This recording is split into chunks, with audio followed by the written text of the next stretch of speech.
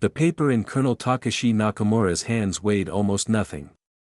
Yet it felt heavier than a battleship. He stood alone in the war room beneath Tokyo, surrounded by maps covered in red and blue pins. Red for Japan. Blue for America. 3 days ago, the red pins on Saipan had been removed. Now there was only blue. It was July 1944, and the empire was dying. Nakamura was one of the few men who understood exactly how fast that he was not a warrior in the traditional sense. He was a mathematician who had traded equations for military intelligence. For 2 years, he had tracked American industrial production with the cold precision of a surgeon counting heartbeats. Ship by ship. Plane by plane. Factory by factory. The numbers told a story that no amount of courage could rewrite. At the Battle of Midway in June 1942, Japan had lost 4 aircraft carriers in a single day. America lost 1. In the 25 months since that disaster, Japanese shipyards had built 6 new carriers. American shipyards had built 17. But the numbers grew worse. American factories were now producing more aircraft in a single month than Japan could build in an entire year. Their pilots trained with unlimited fuel while Japanese pilots flew with half-empty tanks because oil supplies from the Dutch East Indies were being strangled by American submarines. The door opened behind him. Senior officers filed in for the emergency council. General Yoshijiro Umezu, chief of the Army General Staff, walked with the rigid posture of a man who had never known doubt. Admiral Somu Toyota, commander of the combined fleet, followed with eyes that burned with defiance. These were men who had built careers on the belief that Japanese spirit could overcome any material disadvantage. They had repeated it so often they had come to believe it themselves. Nakamura watched them take their seats around the long table. None of them looked at the maps. None of them wanted to see what the pins revealed.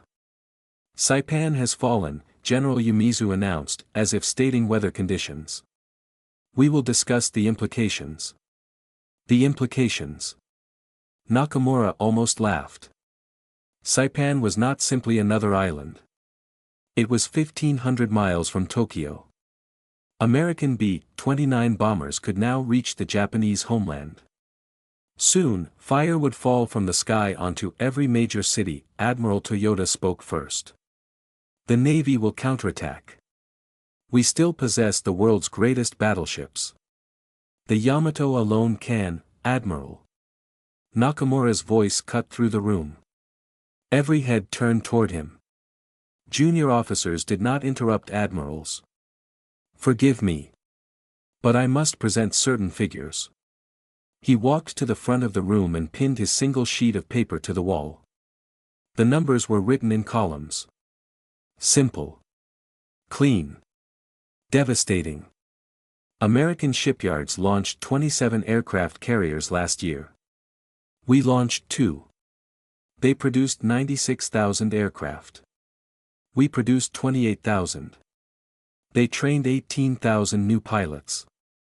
We trained 8,000, and half of those received less than 100 hours of flight time because we lacked the fuel for proper training. Silence filled the room like water filling a sinking ship. These are not estimates, Nakamura continued. These are confirmed intelligence figures. The Americans are not winning because they are braver. They are winning because they can replace every ship we sink, every plane we shoot down, every soldier we kill. We cannot. Admiral Toyota's face had turned red. You speak as if mathematics can measure the warrior spirit. Our men will fight to the death. 1 Japanese soldier is worth 10 Americans. Then we need 100 million soldiers, Nakamura replied quietly. Because that is what mathematics tells us we face. General Umezu raised his hand for silence. His expression had not changed, but something flickered in his eyes. Recognition, perhaps. Or fear. What do you propose, Colonel? It was a trap. Everyone in the room knew it. To propose anything other than total resistance was treason. To suggest negotiation was death. Nakamura chose his words with the care of a man walking through a minefield. I propose nothing, General. I only present facts. How we respond to those facts is above my station. The meeting ended without resolution, as Nakamura knew it would. These men would not accept the truth until it burned their cities to ash. Perhaps not even then. As he left the bunker, a young lieutenant caught his sleeve in the corridor. The boy's face was pale, his eyes wide with the particular terror of someone who has seen something they cannot unsee. "Colonel," the lieutenant whispered. "I work in signals intelligence. We have intercepted American communications. They are not pausing after Saipan.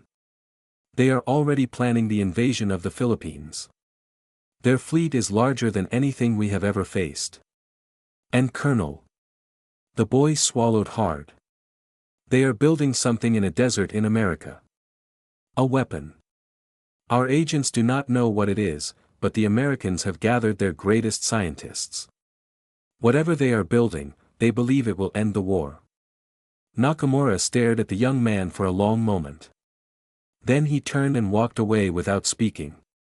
Above him, somewhere in the night sky, American submarines were sinking another supply ship. The Empire was bleeding out, one vessel at a time, and the bleeding had only just begun. The sea was calm on the morning of October 23, 1944. Vice Admiral Takeo Kurita stood on the bridge of the Yamato and watched the horizon swallow the last sliver of moon. Around him, the largest battleship ever constructed hummed with the quiet tension of 6,500 sailors preparing to die. Kurita had commanded ships for 30 years. He had fought at Midway. He had watched Japan's carrier fleet vanish in flames and smoke. Now he commanded what remained of the combined fleet: 5 battleships, 10 heavy cruisers, 2 light cruisers, and 15 destroyers. They were sailing toward Leyte Gulf in the Philippines, where 200,000 American soldiers were landing on Japanese-held territory. His orders were simple: destroy the American landing ships. Kill as many Americans as possible. Die with honor. In his pocket, folded into a square no larger than a cigarette case, was a copy of Colonel Nakamura's report. It had been passed to him by an old friend, hand to hand through a chain of officers who dared not speak openly. Kurita had read it 17 times. The numbers haunted him like ghosts. The Americans had assembled the largest naval force in history for the Philippines operation. Over 300 warships. More than 1,500 aircraft. Against this armada, Japan had sent 3 separate fleets in a desperate gamble. Kurita's force would punch through the San Bernardino Strait. Admiral Shoji Nishimura would attack through the Surigao Strait. Admiral Jisaburo Ozawa's carriers, now operating with barely trained pilots and almost no aircraft, would serve as bait to draw away the American carriers. It was a plan born of desperation. And everyone knew it. Admiral. His chief of staff approached with the latest intelligence. American submarines have spotted our position. They are transmitting our coordinates. Kurita nodded. He had expected this. American submarines controlled the waters around the Philippines. 2 of his heavy cruisers had already been torpedoed and sunk. The Maya and the Atago, gone in minutes with hundreds of sailors trapped below decks. The Americans had not even needed to send aircraft. The next day brought fire from the sky. American carrier planes found Kurita's fleet and attacked in waves. For hours, bombs and torpedoes rained down. The mighty Musashi, sister ship to the Yamato, a floating fortress with 9 18-inch guns, took hit after hit. 19 torpedoes. 17 bombs. She sank with over 1,000 men still aboard, their screams swallowed by the Philippine Sea. That night, Kurita received word of disaster in the south. Admiral Nishimura's fleet had been annihilated in the Surigao Strait. The Americans had been waiting for them.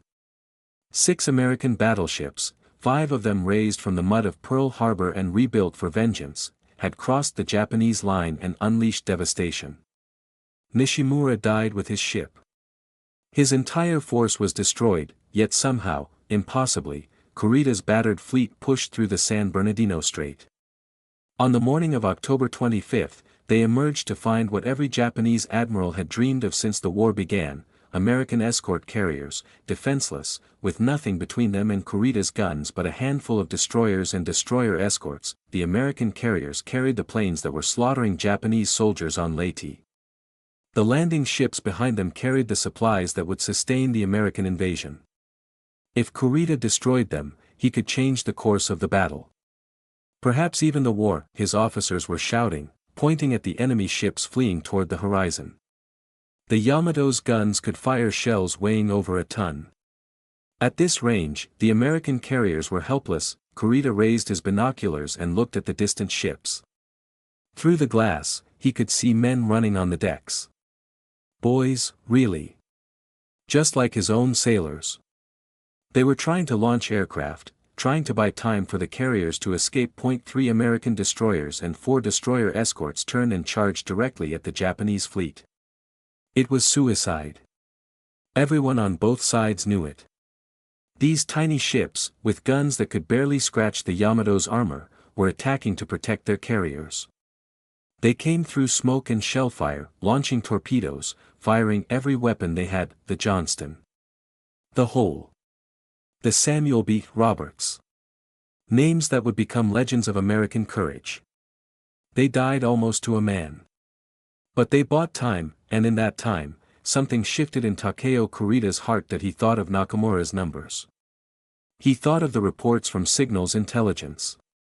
More American carriers were racing toward his position. If he continued south toward the landing ships, he would be trapped and destroyed. His fleet would die. And America would simply build more ships. Admiral. His chief of staff waited for orders. Kurita lowered his binoculars. We withdraw. The bridge went silent. Officers stared at him with expressions of shock, anger, disbelief.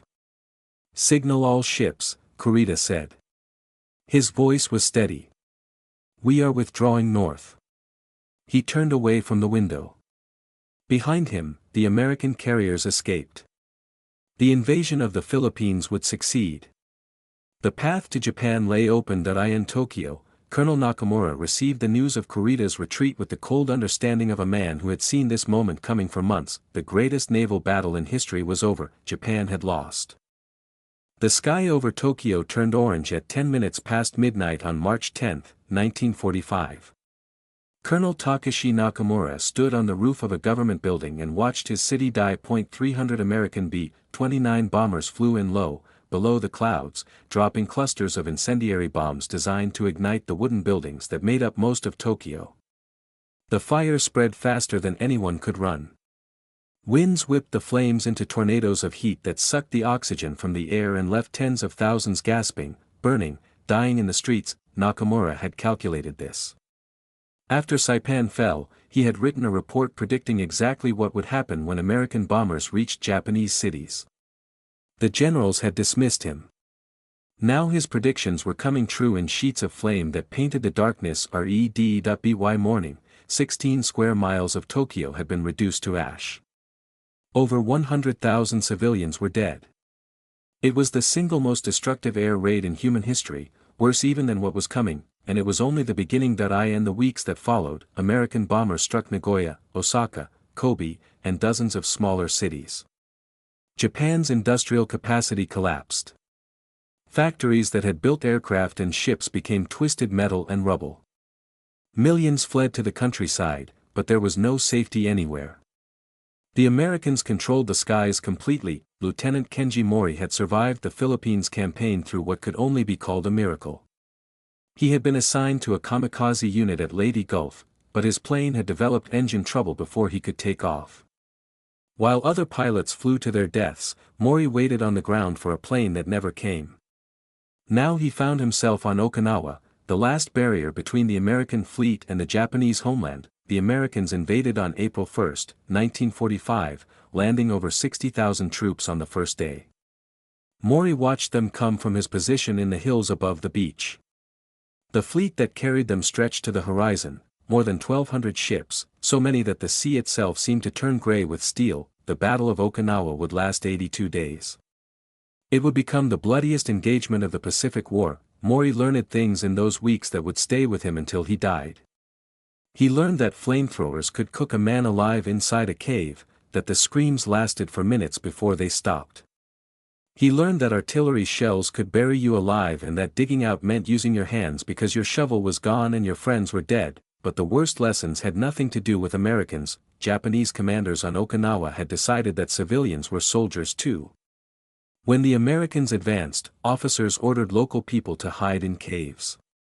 When those caves became indefensible, the officers distributed grenades, not for fighting, but for suicide. Families were told that the Americans were demons who would torture, rape, and eat them alive. Mori watched mothers throw their children from cliffs rather than surrender. He watched teenage girls pull the pins on grenades while huddled together in groups. He watched old men and women walk into the sea until the water closed over their heads, and he watched Japanese soldiers shoot civilians who tried to surrender. This was honor. This was what the High Command called protecting the Japanese spirit. By June, Mori was one of the few survivors of his unit. He had been shot twice, bayonet once, and blown unconscious by a shell that killed everyone else in his foxhole. He no longer cared about victory or defeat. He wanted only to stop seeing children die. On June 22, 1945, Okinawa fell. Over 12,000 Americans had died taking the island. Japanese losses exceeded 100,000 soldiers. But the number that haunted the intelligence reports was different: over 100,000 Okinawan civilians, perhaps a third of the island's population, had perished in the battle. In Tokyo, the Supreme War Council met to discuss what came next. The Americans were now 90 minutes by plane from the homeland. An invasion was inevitable. War Minister Korechika Anami pounded his fist on the table. 100 million will die as one. We will make them pay in blood for every inch of sacred soil. Colonel Nakamura sat in the corner, taking notes. He had already calculated what an invasion would cost. 20 million Japanese dead, perhaps more. Every city burned. Every factory destroyed. A generation of young men exterminated, and still they would lose. Emperor Hirohito, who had remained silent 3 years of war, spoke for the first time in a council meeting. His voice was soft, almost gentle. The time has come, he said, to endure the unendurable. The room went silent. But War Minister Anami shook his head. The military faction would not accept surrender. Not yet. Not until something broke their will completely. That something was already being loaded onto a B-29 bomber in the Mariana Islands. Its name was Little Boy, and in 12 weeks, it would change everything. At 8:15 in the morning on August 6, 1945, time stopped in Hiroshima. A single bomb fell from a single airplane flying higher than any anti-aircraft gun could reach. For 43 seconds, it dropped through clear summer sky, then the world changed forever. The blast vaporized everything within half a mile of the hypocenter. Buildings did not collapse, they ceased to exist. People walking to work left nothing but shadows burned into concrete. The fireball reached temperatures hotter than the surface of the sun. 80,000 people died in the first second. Tens of thousands more would follow in the days and weeks ahead, their bodies destroyed from the inside by radiation no one yet understood. Colonel Takashi Nakamura received the first reports in Tokyo that afternoon. A single bomb had destroyed an entire city. The messengers could barely speak. Their hands shook as they delivered the impossible news. One bomb? Nakamura asked. Are you certain? Yes, Colonel. One bomb. One aircraft. And Hiroshima is gone. The Supreme War Council refused to believe it. Surely this was exaggeration. Surely the Americans had used multiple weapons. War Minister Anami insisted they wait for confirmation before making any decisions. 3 days later, confirmation arrived. A second atomic bomb destroyed Nagasaki. In the bunker beneath Tokyo, the 6 most powerful men in Japan sat in silence. Even Anami had no words. The Americans possessed a weapon that could erase cities from existence. They could destroy Japan without losing a single soldier in an invasion. We must surrender, Foreign Minister Shigenori Togo said. His voice was barely a whisper. There is no other choice. Never. Anami slammed his hand on the table. Our ancestors would curse us. Better that 100 million die with honor than we live with this shame. The argument continued for hours. The council was deadlocked, 3 against 3. And then, for only the second time in history, Emperor Hirohito spoke directly to his government. I have given this matter serious thought, the emperor said. His voice trembled with emotion. The time has come to bear the unbearable. The continuation of the war will only result in the annihilation of the Japanese nation. Tears ran down the faces of men who had never wept in public. Some fell to their knees. The God Emperor himself had commanded surrender, but the war was not quite over. Lieutenant Kenji Mori had been transferred to Tokyo after Okinawa, assigned to guard the imperial palace. On the night of August 14, he stood at his post as the emperor recorded a radio message announcing Japan's surrender. The recording would be broadcast the next day to every citizen. Shortly before midnight, Major Kenji Hatanaka led a group of army officers into the palace grounds. They had come to prevent the surrender. They planned to seize the recording, arrest the emperor's advisors, and continue the war. Mori watched them approach through the darkness. He knew Hatanaka. They had trained together years ago, before the war had ground their generation to dust. Stand aside, Lieutenant, Hatanaka ordered. We are seizing the palace to protect His Majesty from traitorous advisors. Mori did not move. Behind him, somewhere in the palace, servants were hiding the emperor's recording. If Hatanaka's men found it, the surrender would fail. The war would continue. More cities would burn. More children would die. I cannot allow you to pass, Mori said. You would draw your sword against fellow Japanese? Against men who fight for honor? Mori thought of Okinawa. He thought of the children on the cliffs. He thought of his mother, who had already buried his father and brother. I have seen honor, he said quietly. I have seen what we call honor. It looks like mothers killing their babies because officers told them lies about Americans. It looks like boys flying planes into ships because we ran out of ammunition. It looks like burning cities and starving children and an empire drowning in blood while old men talk about dying with dignity. He drew his sword. The war is over. Go home. The coup collapsed at dawn. Hatanaka shot himself. The recording was found safe. And at noon on August 15, 1945, the Japanese people heard their emperor's voice for the first time. Colonel Nakamura listened to the broadcast in the ruins of what had been his office. 3 months ago, he had calculated that 20 million Japanese would die in an American invasion. Now that number would never be reached. The dying was over. Outside, in the rubble of Tokyo, people were weeping. Some with grief. Some with relief. A few with confusion, unable to understand what they had just heard, but already, through the ashes, Nakamura could see something else. He could see people clearing debris. He could see merchants setting up stalls. He could see children playing among the ruins. The Americans could not be stopped. Japan had lost everything, its empire, its armies, its cities, its dreams of conquest. But it had not lost its people.